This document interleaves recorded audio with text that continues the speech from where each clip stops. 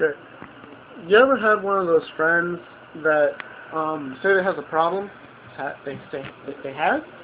Says that they have a problem, and so you try to help them, but everything you say kind of bounces back onto you, and you don't really know what to say. Here's something to say. You know, basically, I mean, if you're trying to help somebody and they don't want to take any of your information or your help or your wisdom or your advice or whatever, fuck them. Because if they're not going to take your advice and they're not going to listen to anything you say, what's the point of saying anything at all? You know, I mean, there's really no point in wasting your time on somebody that doesn't even want to listen to you and just wants to stay in the negative all the time.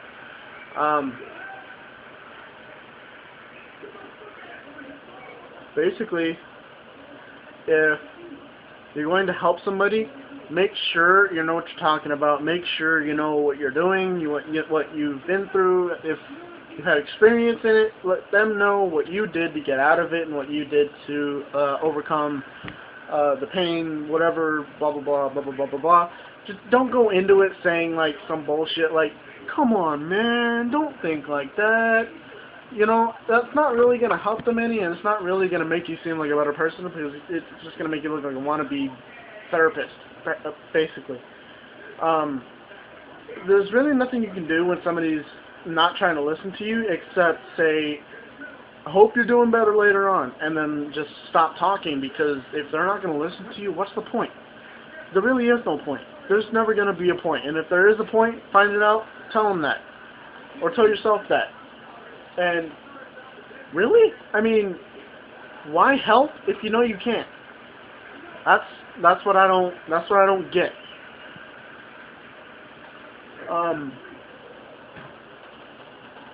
You know, I mean, I've tried to help people with problems for years, and they all just, oh, but I don't want to, and I can't get over it.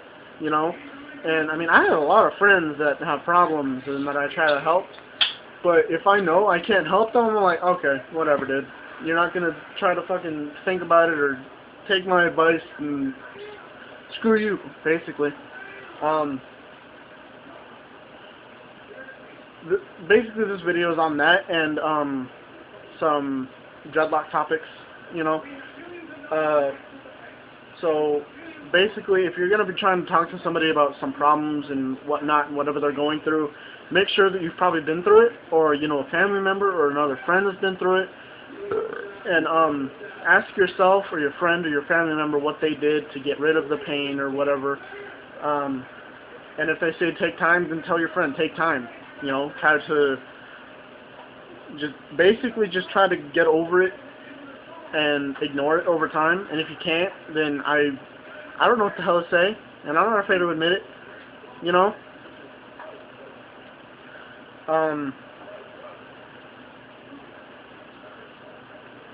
Probably going to be a short video.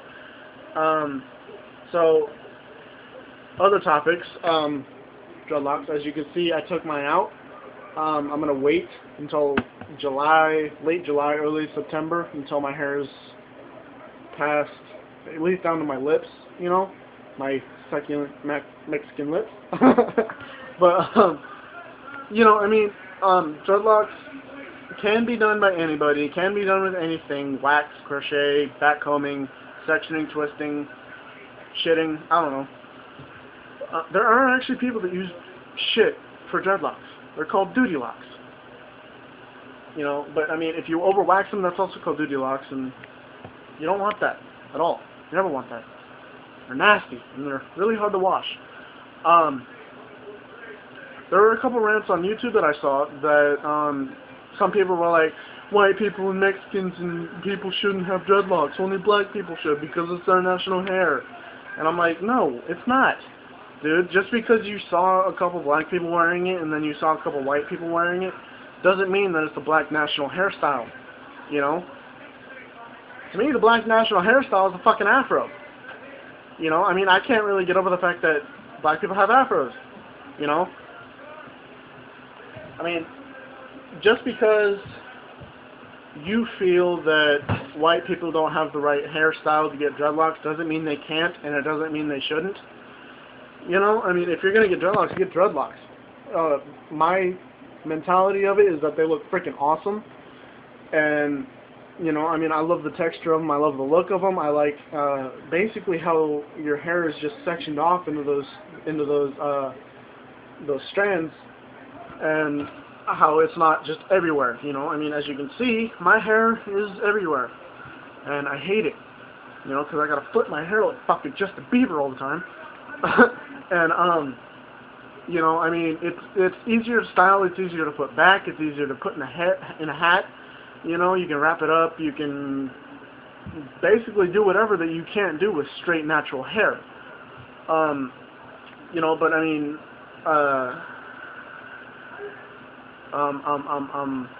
supply-wise, you know, I wouldn't recommend wax unless you really want them to get all gooey in the middle.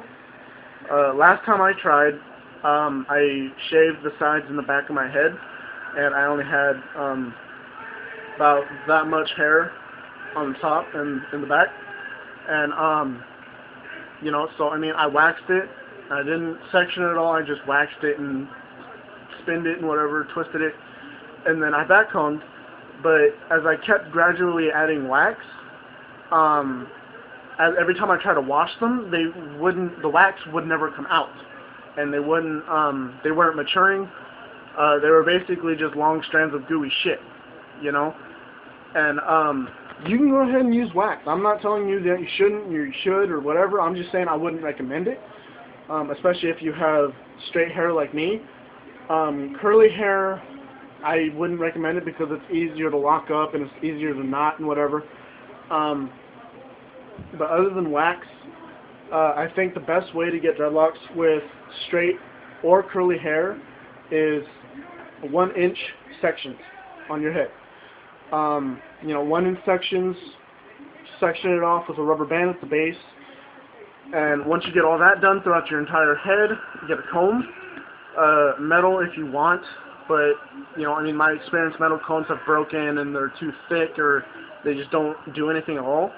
And then, you know, I mean, I prefer plastic combs because, yeah, sure, they break, but they come in packets of like 5 or 6. So, you know, you still got all of those combs to do the work with.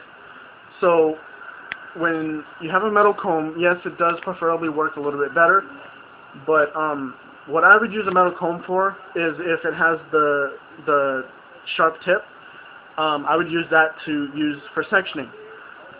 Another thing you can do is crochet. You know, you can back comb the root a little bit and then get that knotted up as well as you can, and then crochet it. You know, make the hook face you, hold it like this, like a pencil kind of, and as you're going out and pulling the hairs outward, you twist the section so that way you can get all of the hairs pulled out, and then you get that knotted up, and then you back comb a little more, and then you just keep repeating that process until you have all of that knotted up and matted and just completely done. And then you just do that to your entire head. Maintenance wise, I want to say palm rolling, and don't do it excessively, like every other hour. You could probably do it maybe once a day, twice a day to every one, you know. Crocheting, I would say if you have a lot of loose hairs, yes, it's okay to crochet. But if you don't, if your hairs are perfectly clean and they're not loose and loose and loose and loose in every spot that you can see, don't do it excessively, because if you do, you could damage the hair, you can break it, you know. And if you keep crocheting in that one certain spot, then it'll cause breakage. And people say that over crocheting produces broken hairs, and that's what creates a dreadlock. That's not true. If you already have it and already matured, if you over crochet, it does break hairs, but it also pulls them out, and it does create holes. You know, it doesn't matter the size of your crochet needle as long as it's not bigger than your fucking dreadlock. You know, if it's just the right size, that it'll work perfectly fine. You know, I mean, if you're doing dreadlocks about that thick, you know, I would prefer a bigger crochet needle. like the ones that you make blankets out of. You know, and I mean, if you have thinner, smaller ones, I would prefer a smaller crochet needle. What the fuck was I gonna say? Oh, natural neglect method dreadlocks. They're not only disgusting, they look terrible. Mainly because if you don't wash your hair for years, that's disgusting. I mean, come on. Yes, it looked good on Bob Marley, but he actually did put work into it. He didn't just let his hair grow out and make it look all wonderful one day, and then 5 years later have them barely even fucking knotted up, you know?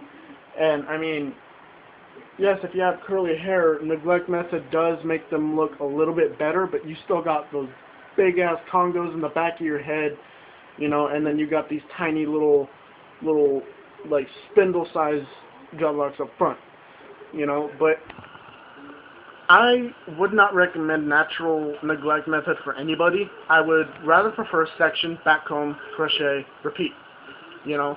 And after a couple days, you can take out the rubber bands, but the first shower, the day after you do your hair, keep the rubber bands in, so that way they don't fall out and, you know, just shit on your head, you know.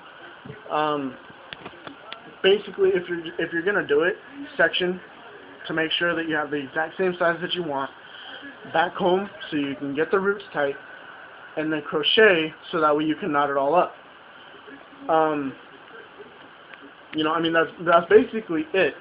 Accessory-wise, you know, beads are okay from time to time. Just don't overdo it. And, you know, I mean, you can ball the tips, which isn't very hard. It just takes a little bit of time. And, you know, I mean, if you want the wispy ends, that's pretty cool. But, I mean, I don't really want that happening. You know, I mean, I don't want it to flip out and go another direction than my dreadlock, because that's just, it doesn't work for me. What I would do would be, I think back combing, and then, like, if you don't want to crochet, you back comb, and then you take that back comb section, and you wrap it around your finger, and then you fold it up against the dreadlock, and then rubber band it together, because then that, whether you wash it or not, whatever, it's your choice. But after a while, those hairs will learn to intersect with each other, and then you can back comb more, and then that bald tip will come to you whenever it's ready. But crochet does make it faster. Back combing helps a lot, and wax just doesn't really do it for me. I don't really know what your preferences are on it. But other than that, you know, I mean, if you're willing to do it, go ahead and do it, you know. And if you see this video and you're getting dreadlocks, feel free to ask me questions. Feel free to make a video response, like, comment, rate, subscribe, whatever. This wasn't really a rant. It was more or less of an information video. So I guess that's it. So I'll see you guys next time.